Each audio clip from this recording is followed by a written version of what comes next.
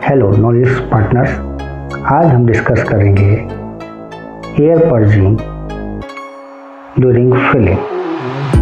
दोस्तों, air purging क्यों करना चाहिए?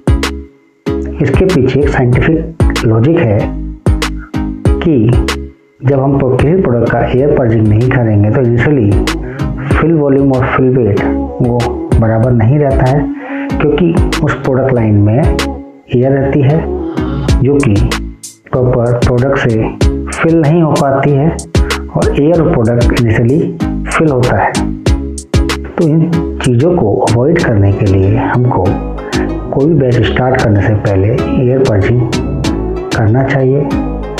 अब एक सवाल आता है कि कितनी क्वांटिटी हमको एयर पर्जिंग करना चाहिए, या कितना लीटर या कितना केजी हमको ड्यूरिंग एयर पर्जिंग करेंगे तो हमारा फिल वॉल्यूम और फिल वेट सही आएगा। इसके लिए हम लोग जब कोई नया प्रोडक्ट लेके आते हैं तो हमको इनिशियली वैलिडेशन में ये कवर करना चाहिए, क्योंकि डिफरेंट प्रोडक्ट की डिफरेंट विस्कोसिटी होती है और डिफरेंट फ्लो रेट होता है। तो उसके अकॉर्डिंग हर प्रोडक्ट के लिए एक ही क्वांटिटी फ्रीज करना ठीक नहीं है। तो एयर पर्जिंग क्यों ज़रूरी है वो हमने डिस्कस किया। एयर पर्जिंग हम लोग इंडस्ट्री में दो तरह से करते हैं, एक स्टाइल प्रोडक्ट के लिए, एक नॉन स्टाइल प्रोडक्ट के लिए। जैसे कि हम स्टाइल प्रोडक्ट है तो उसमें एयर पर्जिंग करने के दो लॉजिक हैं। फर्स्ट है क्योंकि एयर को निकालना है, दूसरा आफ्टर ऑटोक्लेव। सम टाइम देखा गया है कि फिलिंग नोजल्स में वाटर ड्रॉपलेट रहता है, फिलिंग लाइंस में जो सिलिकॉन ट्यूब्स होते हैं वाटर ड्रॉपलेट्स रहते हैं।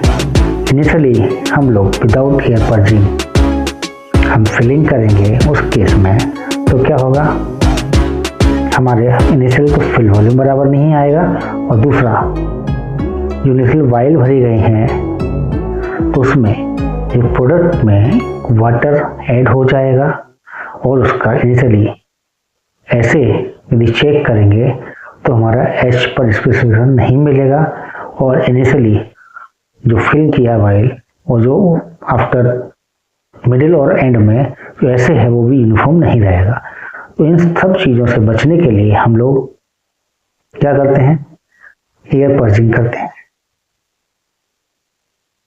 और यदि हमारा प्रोडक्ट नॉन स्टाइल है तो उस केस में क्या होता है, after cleaning some time line में जैसे होल्डिंग वेसल से फिलिंग नोजल तक लाइन में एयर इंट्रैप्ट रहता है, जो कि यदि प्रोडक्ट ज़्यादा विस्कस हुआ या ऑइंटमेंट क्रीम के केस में ये बहुत ज़्यादा विस्कस होते हैं एज कम्पेयर टू वाटर, तो क्या होगा, उसमें एयर इंट्रैप्ट रहेगी और उसमें फिल वेट इक्वल नहीं आएगा।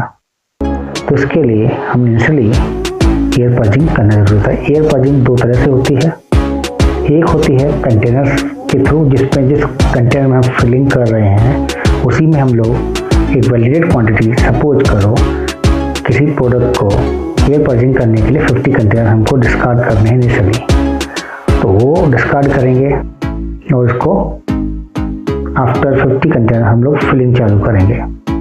दूसरा मेथड क्या होता है, जो कि इनिशियली फिल वॉल्यूम है उसको किसी कंटेनर में हम लोग नोजल को डाल देंगे, और इंजेक्टेबल के केस में हम लोग एक ट्रे होती है पर्जिंग ट्रे जो कि स्ट्राइल होती है, उसमें से हम लोग सॉल्यूशन पास करेंगे। वो पास करने के बाद फिर हम उसको सॉल्यूशन को डिस्कार्ड कर देंगे, और आफ्टर एयर पर्जिंग हम लोग जो इनिशियली फिल वॉल्यूम चेक करते हैं तो उसमें हमको वेट वेरिएशन और फिल वॉल्यूम वेरिएशन नहीं मिलेगा, क्योंकि एक बार हम जो सेट करेंगे सारे नोजल्स में एयर इंट्रैप नहीं है, तो यूनिफॉर्म वॉल्यूम और वेट को डिस्ट्रीब्यूट करेगा कंटेनर के अंदर। ओके, तो आज का टॉपिक, छोटे से टॉपिक में हम इतना ही डिस्कस करेंगे।